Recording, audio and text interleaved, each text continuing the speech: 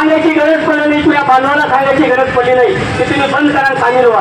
कुणालाच आमंत्रण नाही. सर्वांनी तळमळीच्या कळकळीच्या विनंतीनुसार उदगीर बंद फक्त निवेदन पोलीस स्टेशनला दिलं होतं आम्ही. तर एवढं होऊन आपला समाज आता सुधारित झालेला आहे आणि समाजाला सुद्धा कळालं की मराठा आरक्षणाची किती गरज आहे.